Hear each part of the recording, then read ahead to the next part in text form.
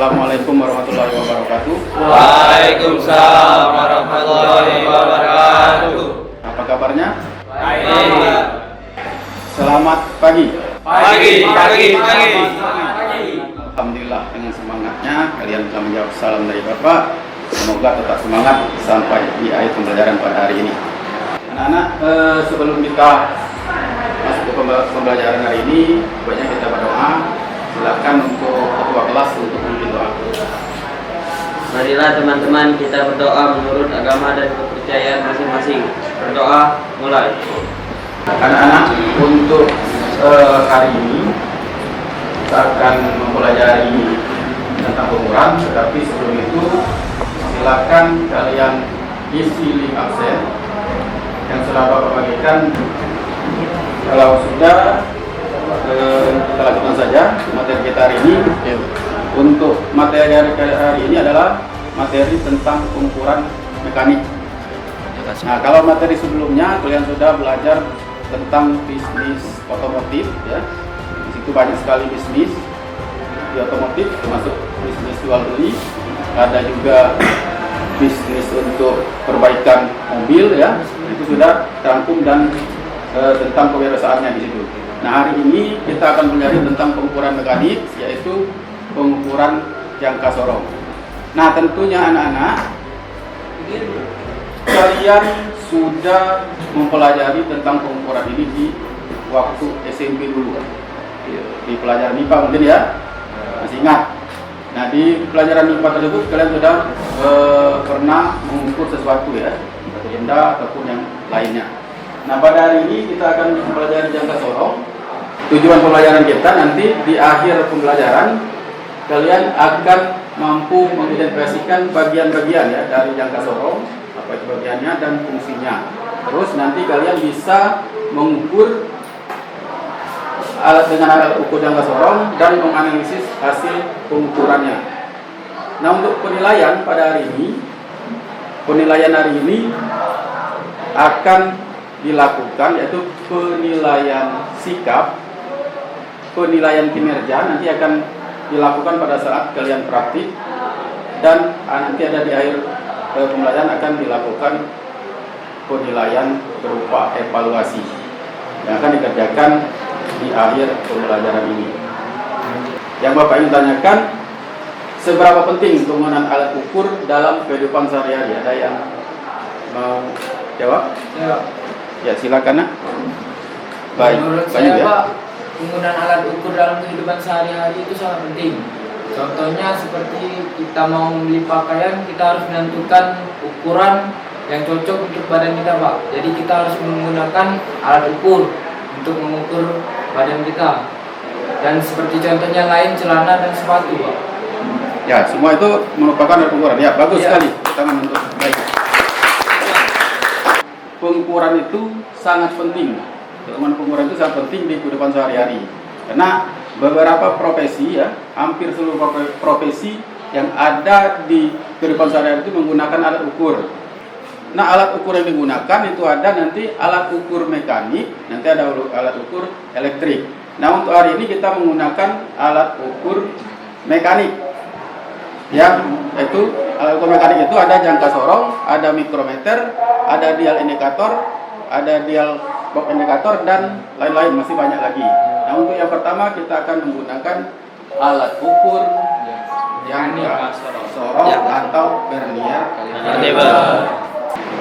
Ya, sebelum itu Bapak akan menjelaskan dulu, ya, apa itu vernier caliper, ya. Vernier caliper atau jangka sorong. Nah, di situ ada vernier caliper jangka sorong. Kita lihat, vernier caliper itu digunakan untuk mengukur panjang, diameter dalam, diameter luar, dan kedalaman, ya. Nah, di situ di jangka sorong atau vernier caliper itu ada yang menggunakan satuannya inci, ada yang menggunakan satuan milimeter. Nah, yang akan kita pelajari pada hari ini yaitu yang menggunakan ukuran milimeter. Nah, di sini di jangka sorong kita lihat itu gambar jangka sorong. Nah, itu ada bagian-bagiannya. ada bagian batang utama. Bagian batang utama ini ya, dari ujung ini ya, sampai ujung ini ya. Nah, dia untuk batang utama atau main beam ini tempat skala utama. Nah, skala utama baik milimeter ataupun inci dia akan ada di batang utama. Nanti yang kedua ada batang geser. Batang geser fungsinya untuk menggeser ya, untuk menggeser biar tepat untuk yang diukur tadi ya. Nah, di batang geser ini akan ada skala nonius ya. Skala nonius untuk milimeter ada yang di bawah, dan yang di atas itu ya, ini nanti ada skala nonius yang menggunakan satuannya inci ya. Terus ada rahang luar ya. Rahang luar untuk mengukur diameter bagian luar. Ada lagi rahang dalam yang nomor 4 untuk mengukur diameter bagian dalam. Bagian luar itu dalam ya. Dalam, Pak. Ada lagi batang ukur. Nah, batang ukur ini untuk mengukur kedalaman suatu benda. Maka di skala nonius ini akan ada 20 garis untuk 0,05 ini ya, milimeter ini. Untuk ketelitian 0,05 ada 10 garis yang masing-masing garisnya bernilai 0,05. Nah, sekarang bagaimana cara membacanya?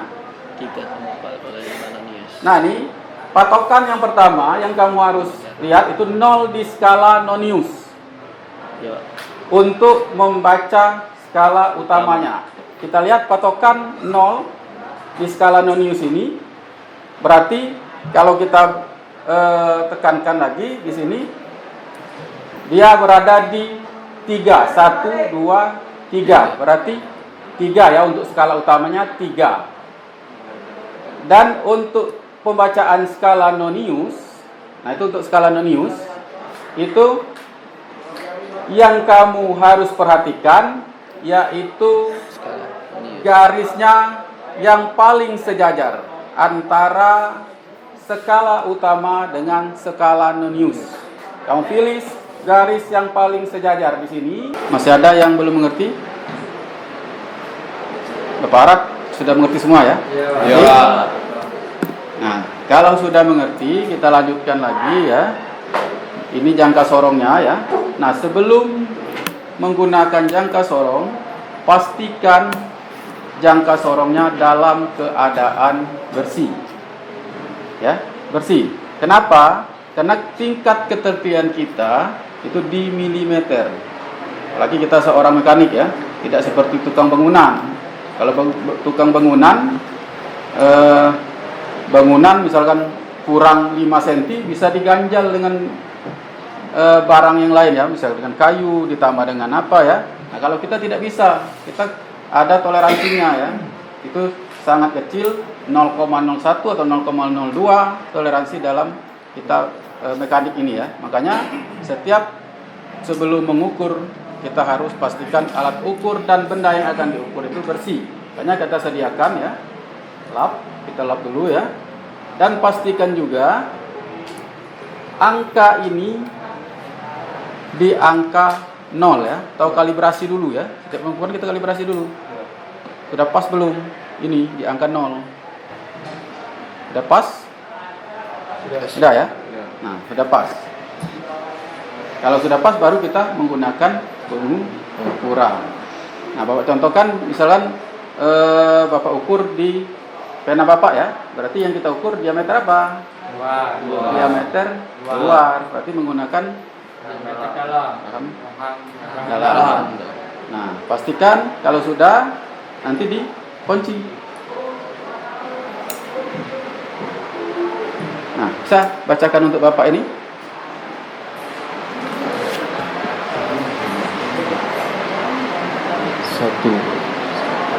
Satu milimeter Hitung dulu.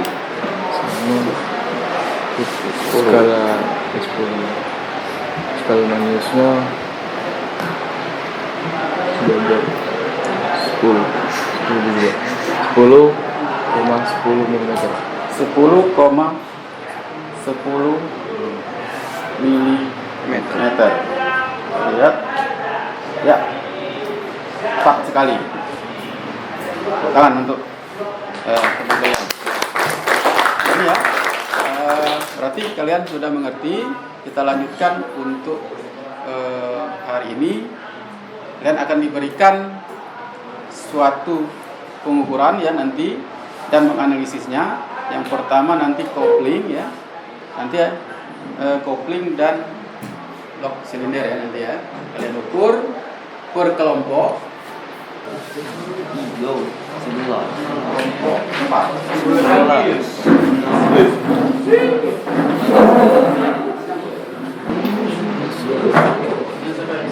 15 menit ya.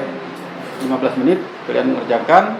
Nanti silakan disampaikan di diskusi ya nanti ya. Ada Bapak beri forum diskusi menyampaikan hasil kalian ya. Silakan ada yang mau ditanyakan sambil jalan boleh.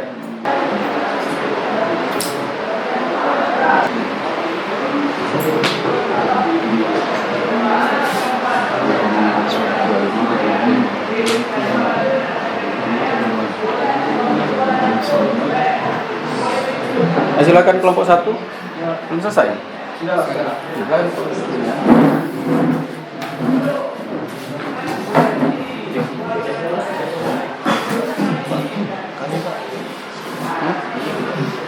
Kamu ke sana? Ya. Kelompok 2. Kelompok 2 yang untuk ujung sana ya. Kalau ini bisa digeser ke sini boleh. Langsung live ya? Ya.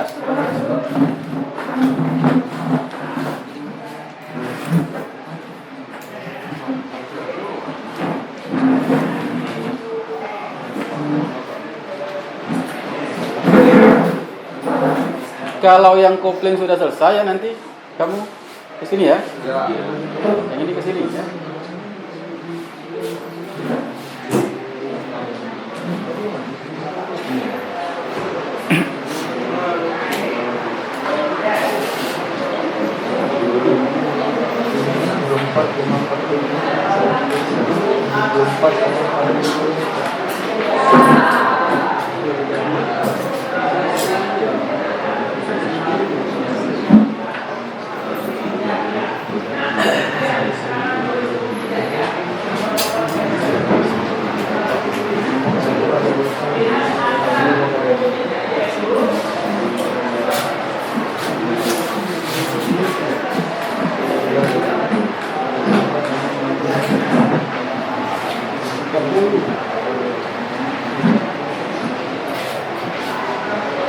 Siapa yang mewakili kelompok 1 silakan.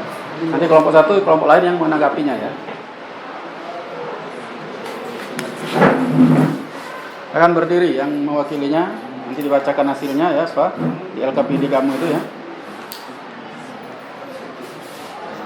Dari sana ya. Dikuatkan sedikit suaranya. Halo teman-teman, nama saya Ahmad Syahir Ali. Saya adalah mewakilkan dari kelompok 1.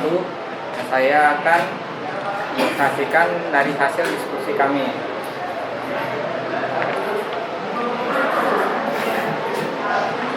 Dari pengukuran blok silinder yang kami dapat adalah bahwa silinder yang telah kami ukur telah oversize atau mengalami aus pada silinder. Berapa ukuran yang dapat? Ukuran yang dapat adalah 74,40 mm. Terus yang kopling? Pada pengukuran kopling rata-rata yang kami dapat adalah di bawah standar, yaitu 2,5 mm, 2,45 mm, 2,70 mm, 3,10 mm, 2,50 mm, dan 2,10 mm pada kopling bagian depan. Begitu juga dengan kopling bagian belakang. Pada bekas diafragma kami mendapatkan bahwa bekas diafragma di bawah limit, yaitu 0,50 mm, 0,45 mm, Apa yang disimpulkan oleh teman-teman kamu itu sudah benar semua ya. Yang pertama, fungsi jangka sorong yaitu untuk mengukur diameter luar, diameter dalam, dan kedalaman ataupun ada panjang suatu benda. Adapun bagian-bagiannya sudah disebutkan, ada batang geser antara standar dari suatu komponen, ukuran standarnya dengan hasil pengukuran. Seperti yang dikatakan oleh teman kita tadi, Al-Bukhari tadi ya. Sudah cukup baik. Melaksanakan evaluasi ya. Evaluasi, ketik nama, NIS ya. Langsung jawab soalnya ini ya. Langsung jawab soalnya, Bapak kasih waktu 5 menit ya.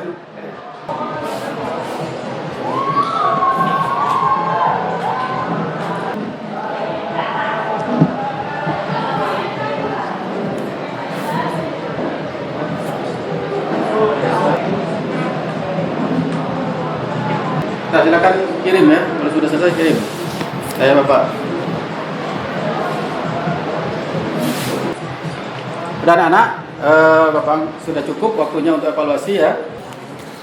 Nah, ini refleksi ya. Isi sesuai dengan perasaan kalian ya untuk pelajaran ini ya. Jelas dengan perasaan dan suasana hati kalian.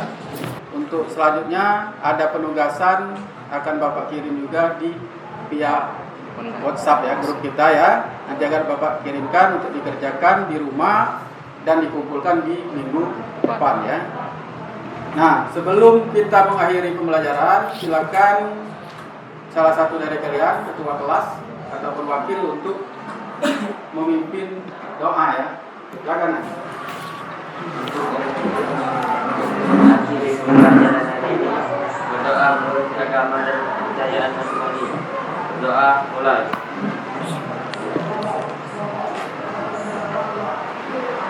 Doa selesai.